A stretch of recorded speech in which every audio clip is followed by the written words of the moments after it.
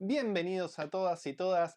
Hoy tenemos un nuevo video. Hoy vamos a estar de nuevo con la serie de computadoras disfrazadas de consolas de videojuegos.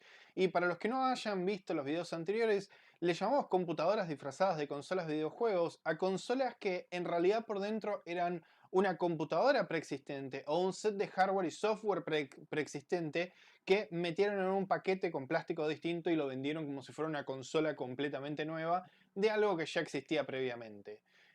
Si no vieron los videos anteriores, les recomiendo que lo vean. Hoy vamos a estar hablando de la Amstrad GX 4000 de 1990. No solo en Estados Unidos y en Japón salieron computadoras disfrazadas de consolas, algo que ya vimos en videos anteriores, sino que en este caso toca ir a las Europas, porque vamos a estar hablando de la GX 4000 que fue desarrollada por Amstrad en 1990, o salió al mercado en 1990, y que por dentro era la clásica computadora de 8 bits Amstrad CPC. Dicho sea de paso, la CPC es muy linda.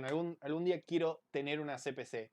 Por otro lado, la CPC fue muy popular en los 80s. Competía con la Commodore 64 y la ZX Spectrum, siendo como algo un poco en el medio y teniendo su atractivo propio. Fue bastante popular tanto en el Reino Unido como en otros países de Europa. Entonces Amstrad llegó a los 90s, vio que todo el mundo estaba sacando consolas de videojuegos. Nintendo estaba brillando en Estados Unidos y en Japón, Sega estaba sacando la Master System y otras consolas, inclusive Commodore estaba intentando meterse en el ámbito de las consolas de videojuegos, y ni hablar de Atari, que sacaba computadoras y consolas al mismo tiempo, y Amstrad dijo, tenemos que sacar nuestra propia consola. Y la Amstrad CPC tenía unos cuantos juegos que estaban muy buenos, muchos en realidad eran ports que estaban para otras consolas, pero decidieron agarrar la CPC, hacerle algunas mejoras y sacarla con este nombre trambólico de GX 4000, prácticamente exclusivamente en Europa, casi que no se vio en otras partes del mundo, y su lanzamiento fue con un precio de 99 libras esterlinas de 1990, que son algo así como 260 dólares estadounidenses al 2024. Así que mientras de fondo voy pasando algunos juegos de la Amstrad GX 4000 que los jugué con un emulador que se llama Caprice, que después les voy a dejar los datos y pueden ver la información en la descripción. Lamentablemente no tengo un hardware de la Amstrad, se hicieron muy pocas, vendió muy poco, salen muy caras y la verdad que salieron muy pocos juegos como para que justifique comprarla. Así que me van a tener que perdonar esta vez que vamos a jugar todo emulado. Pero bueno, sin más, vamos a ver los juegos mientras les cuento un poco más de la Amstrad GX 4000.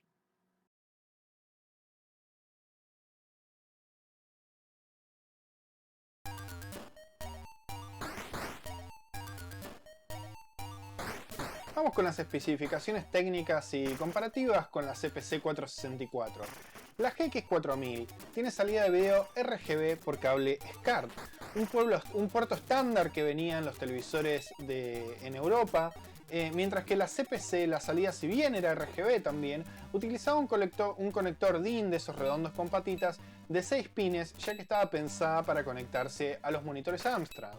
Con respecto a la CPU, utiliza un Zilog Z80A corriendo a unos 4 MHz, una versión un poco más nueva, aunque de la misma velocidad y compatible con el Zilog Z80 de la CPC. Como era común en la época, incluye un chip custom para el soporte de sprites por hardware, usualmente llamado ASIC, Application Specific Integrated Circuit, y además agrega interrupciones por hardware programables, entre otras cosas. La CPC original no contaba con estas mejoras, siendo uno de los principales problemas el no contar con sprites por hardware, lo que llevó a que al mismo tiempo que desarrollaban la GX 4000, Amstrad lanzó al mercado una versión renovada de la CPC 464 que incluía estas mejoras y se llama la 464 Plus. Con respecto a la resolución en pantalla, soporta 3 resoluciones que ofrecen distintas limitaciones en colores. La más grande es el modo 2, que cuenta con 640 x 200 píxeles con 2 colores en pantalla. Luego el modo 1, de 320 x 200 píxeles con 4 colores en pantalla. Y finalmente el modo 0, de 160 x 200 píxeles y 16 colores en pantalla. Básicamente, cuanto más chica es la resolución, más memoria le puede dedicar al manejo de colores. Lo mismo que ocurre en la CPC 464 original y muchas computadoras de 8 bits de la época. Eso sí, con respecto a la paleta de colores disponible, la GX 4000 cuenta con 4096, una amplia diferencia con respecto a los 27 que ofrecía la CPC 464 original. Y específicamente en lo que respecta a sprites, puede manejar hasta 16 sprites en pantalla de 16 x 16 píxeles y hasta 15 colores. Pasando a la memoria RAM, al igual que muchas computadoras de la época y para sorpresa de pocos, tiene 64K de memoria general y agrega unos 16 KB de memoria de video. Por otro lado, para el manejo de audio, cuenta con un chip AY38912, que ustedes dirán, bueno, ¿por qué dice el modelo del chip tan específico? Bueno, en realidad es que este chip, que permite ejecutar hasta 3 canales estéreo, fue utilizado por decenas y decenas de consolas y computadoras de la época, que incluyen entre los grandes nombres como la Intellivision, la MSX, la Atari ST y obviamente la Amstrad CPC original, entre muchísimos otros equipos. Sobre las entradas y salidas de la consola podemos encontrar una salida de audio, dos entradas para joysticks digitales, una entrada para joystick analógico, una entrada para pistola de luz, extrañamente en formato RJ11, el clásico cable si se acuerdan de los teléfonos, un DIN de 8 pines para la salida de audio y video RGB, salida de videos CART, como ya mencionamos antes, que es el estándar europeo con el que venían la mayoría de las consolas y computadoras para Europa, y obviamente entrada de alimentación de energía. Volviendo a lo que fue la consola en el mercado, tuvo unos 25 juegos nada más, de los cuales tan solo un puñado fueron exclusivos para la consola, y el resto fueron mejorados para esta versión de la GX 4000, pero son ports de otras consolas o computadoras de la época. Pero así todo no logró tener la popularidad que alguna vez logró la CPC 464 en Europa, por muchísimos motivos, entre ellos que una consola de 8 bits saliendo en 1990, exclusiva para Europa y con apenas un puñado de juegos que ya habían salido para otras consolas y computadoras, es demasiado tarde. Hace media década que Nintendo reinaba con la Famicom o la NES alrededor de todo el mundo. Y ni hablar de que en Europa todavía se usaban muchísimo las computadoras para jugar videojuegos, en casos como la ZX Spectrum y la Commodore 64 que ya habíamos mencionado antes. Para muchísimo peor, Sega ya había sacado la Master System y ya estaba sacando la Sega Genesis y la Mega Drive de 16 bits, y Atari en el fondo seguía intentando vender la Atari 2600 como la alternativa más económica para los que no quieren desembolsar en una consola de Sega o Nintendo para lo que son 8 bits o alrededor de 8 bits, y además Atari también vendía la Atari 400, la Atari 800 y ya estaba saliendo la Atari ST de 16 bits. Y para peor, los 25 juegos es casi que una de las primeras cosas que hacen que la consola no pueda desenvolverse en Europa. Y en el mismo mes que la Amstrad GX 4000 salió al mercado con juegos de estilos de 8 bits, se presentaban con bombos y platillos las consolas de 16 bits, como decía antes, con la Sega Genesis.